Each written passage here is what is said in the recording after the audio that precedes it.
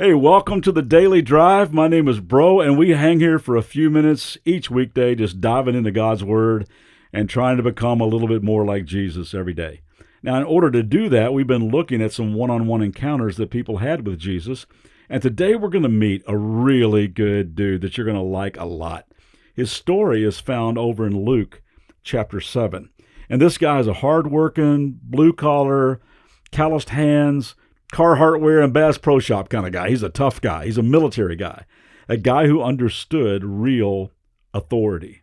Now, when I say authority, what type of people come to your mind?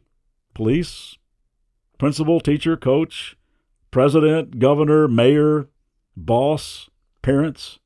The Bible is clear on the appropriate response we are to have to those in authority over us. It says, unless it's contrary to how God has told us to live, we are to submit to those in authority. Now, sometimes it is contrary to what God would have us do. I mean, a boss tells you got to lie or participate in a cover-up. In those cases, you always have to go with what God, the ultimate authority, says over what others are telling you to do. And we should never just blindly follow. But for the most part, you and I are to live with a humble attitude of submission toward those in authority. Now, the original word for submit that's used in the Bible comes from the military world. That literally means to voluntarily place yourself under. To voluntarily place yourself under.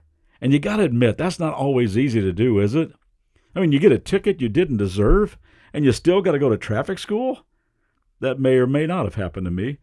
Or it's time to pay the IRS your unreasonably high tax bill, or the ref totally blows the call, or your parents set some kind of curfew that you think is really lame, or a teacher gives some unreasonable homework assignment, or corporate headquarters hands down a new org chart that gives you a new supervisor that's not nearly as talented as you are.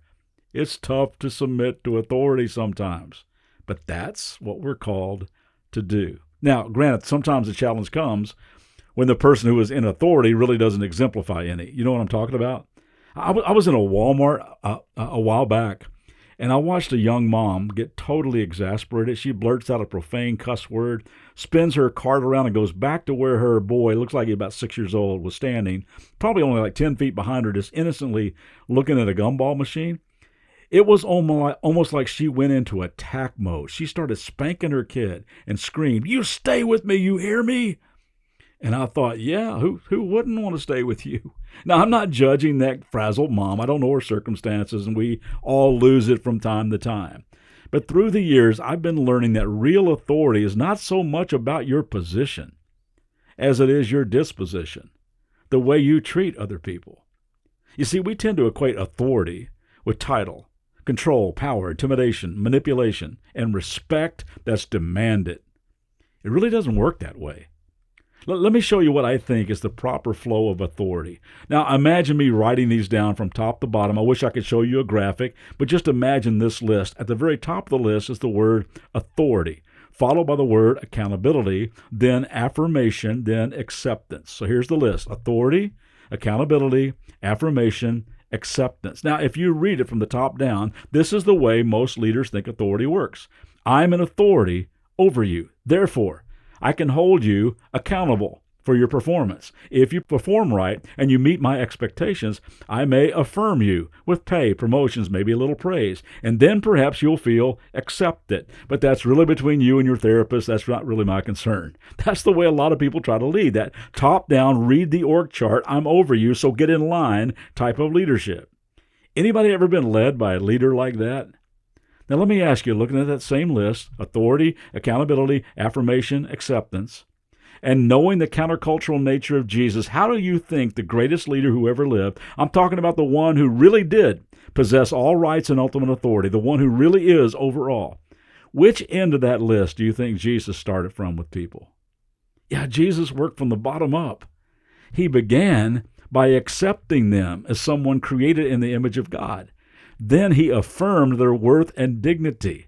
And when they knew they were unconditionally accepted and affirmed as a person of great value, then they were wide open to accountability and even recognized, even voluntarily placed themselves under his authority.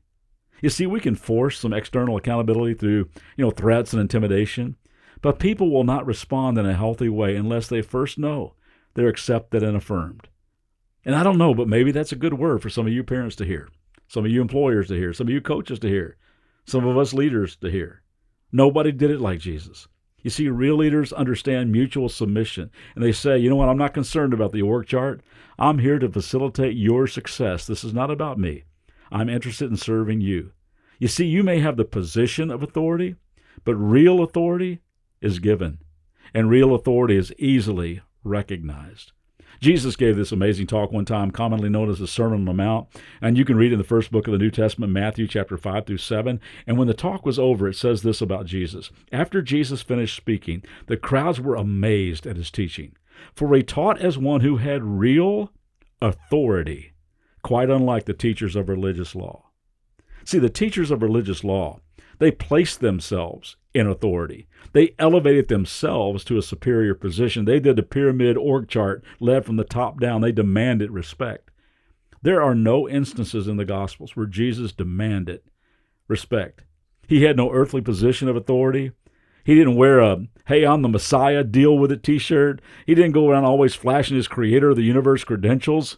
People just recognized his authority because of his character. And that's how real authority works.